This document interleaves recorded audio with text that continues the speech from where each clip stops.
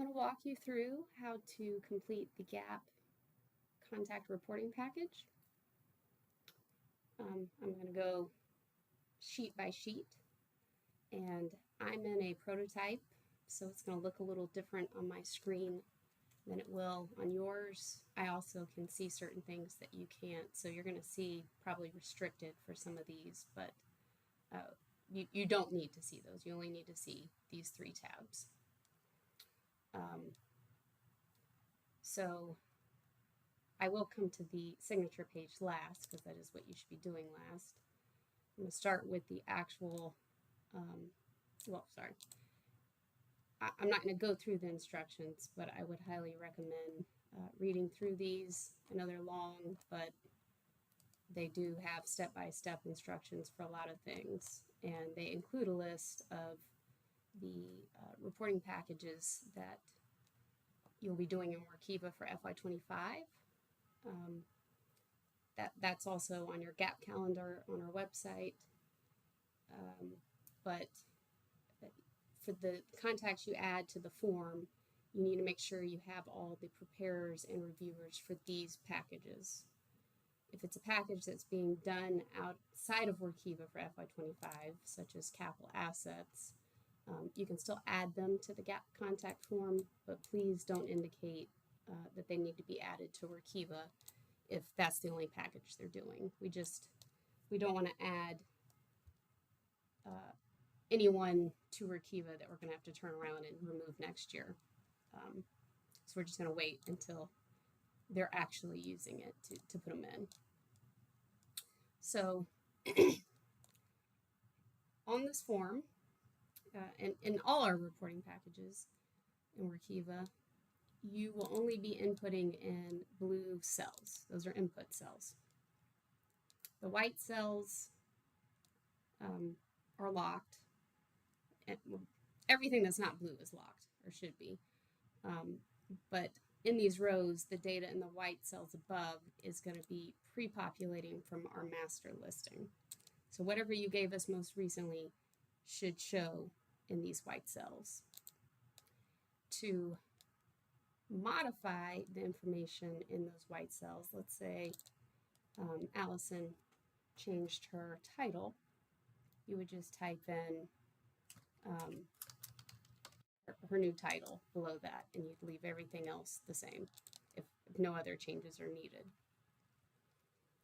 If you wanted to remove Allison completely, you would type delete in all caps in the name column.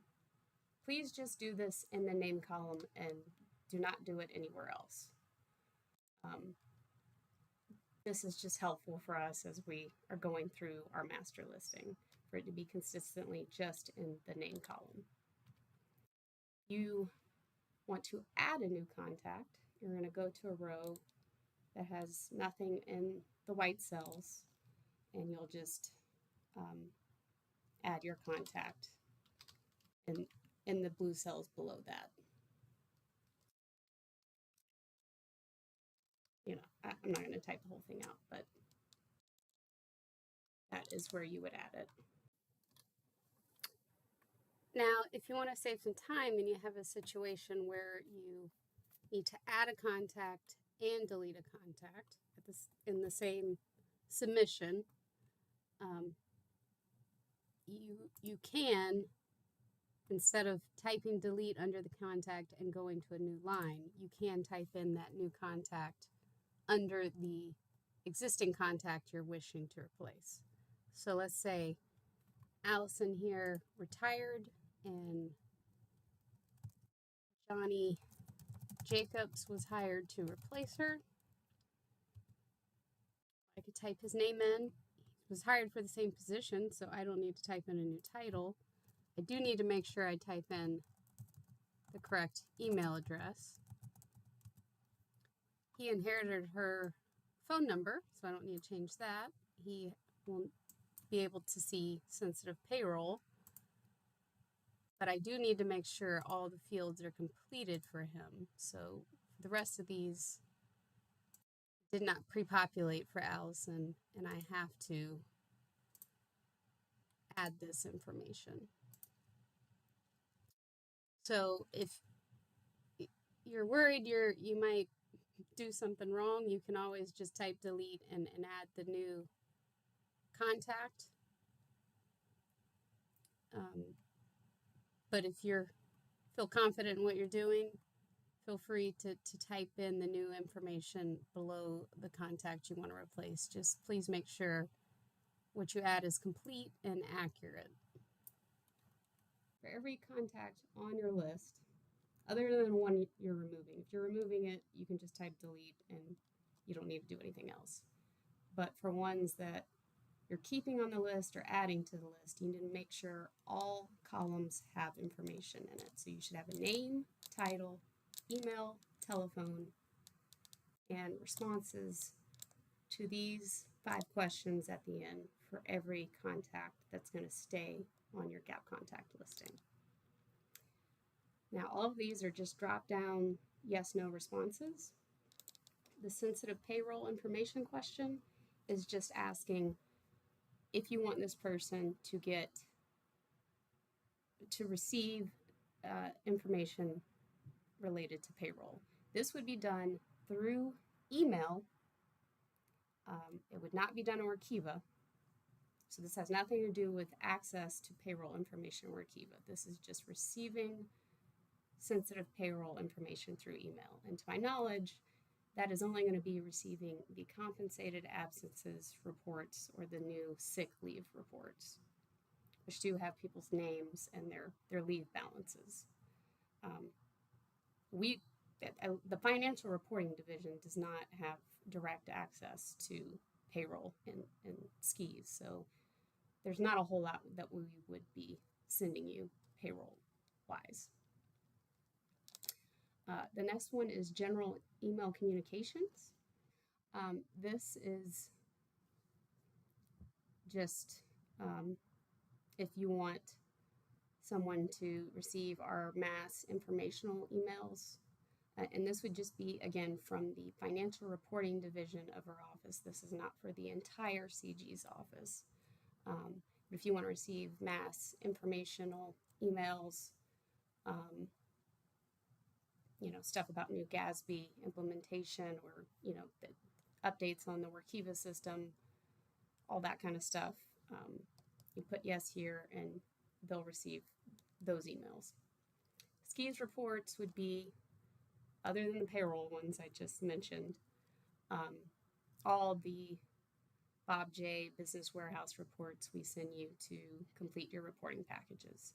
Those will still be done via email, even for packages that are done on Workiva, and you would just put yes here if you want the contact to receive those. Now for the last two, this relates to Workiva Access, and like I mentioned before, we need you for FY25 to add every reporting package preparer and reviewer that will be completing one of these packages in Workiva for FY25.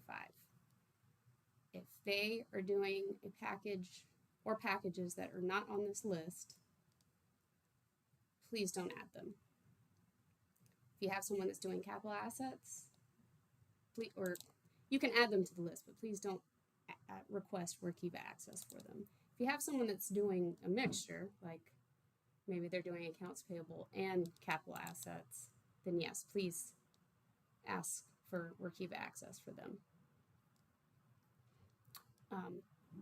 And this all column just means that they can edit and view all the reporting packages that will be in Workiva.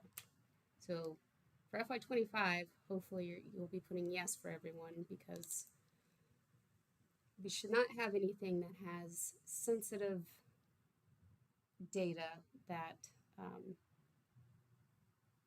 your reviewers and preparers cannot view. The limited reporting packages question, we do have the capability to limit access per person,